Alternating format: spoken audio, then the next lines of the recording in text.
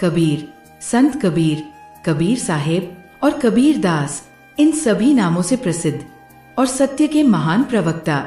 आज हम जानेंगे कबीर का जीवन परिचय भारत दर्शन हिंदी साहित्यिक पत्रिका के माध्यम से। कबीर हिंदी साहित्य के महिमा मंडित व्यक्तित्व है। कबीर के जन्म के संबंध में अनेक किंवदंतियां हैं।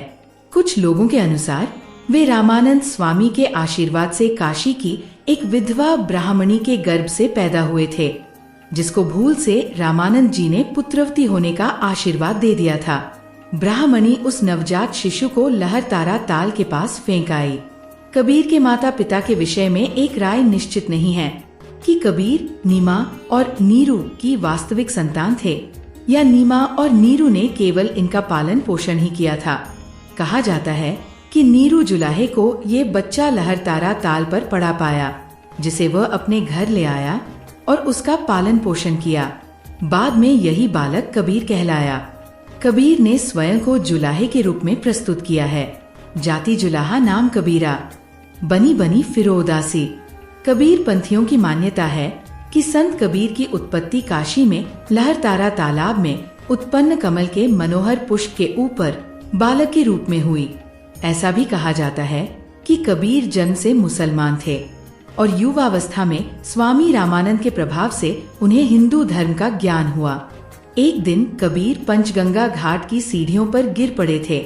रामानंद जी उसी समय गंगा स्नान करने के लिए सीढ़ियां उतर रहे थे कि उनका पैर कबीर के शरीर पर पड़ गया।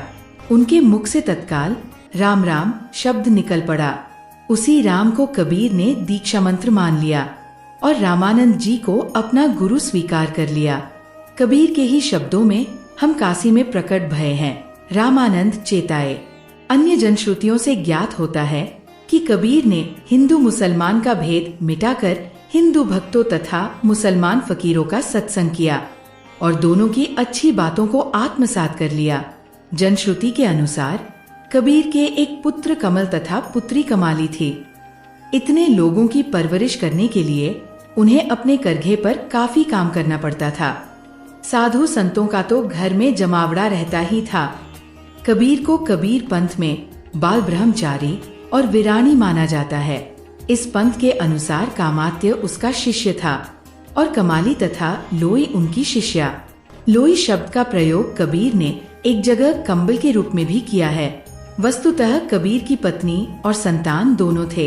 एक जगह लोई को पुकार कर कबीर कहते हैं, कहत कबीर सुनहुरे लोई, हरि बिन राखन हार न कोई। कबीर पढ़े लिखे नहीं थे।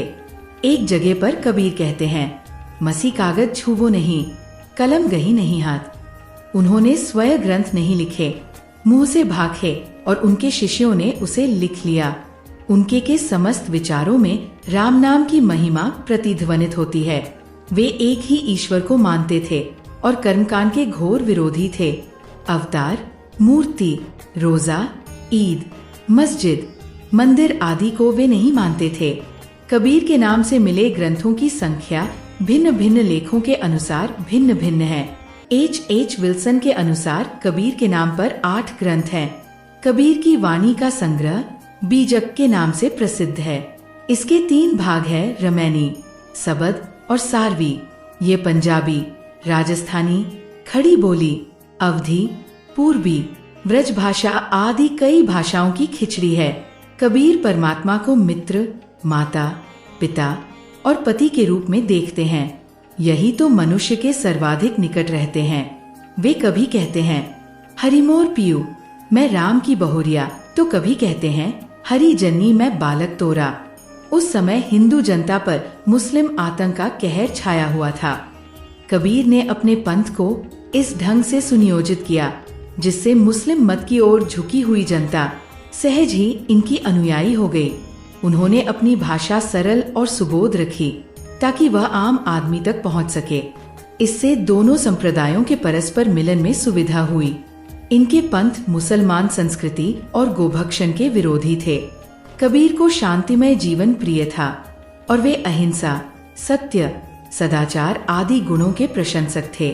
अपनी सरलता, साधु स्वभाव तथा संत प्रवृत्ति के कारण आज विदेशों में भी उनका सम्मान हो रहा है। कबीर का पूरा जीवन काशी में ही गुजरा। लेकिन वह मरने के समय मगहर चले गए थे। वह न चाहकर भी मगहर गए थे। वृद्धावस्था में यश और कीर्ति की मार ने उन्हें बहुत कष्ट दिया।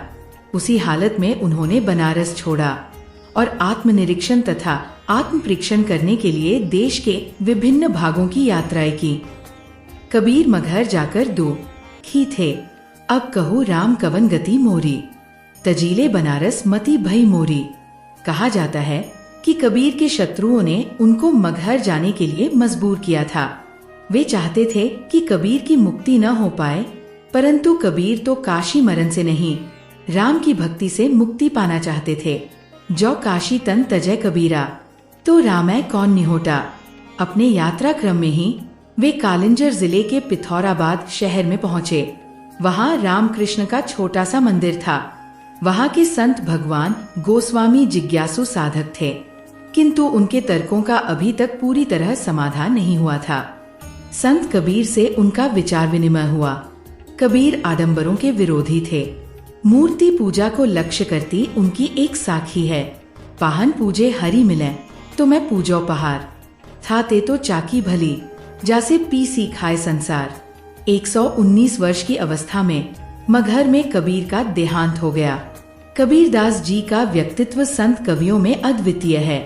हिंदी साहित्य के 1200 वर्षों के इतिहास में गोस्वामी तुलसीदास जी के अतिरिक्त इतना प्रतिभाशाली व्यक्तित्व किसी कवि का नहीं है।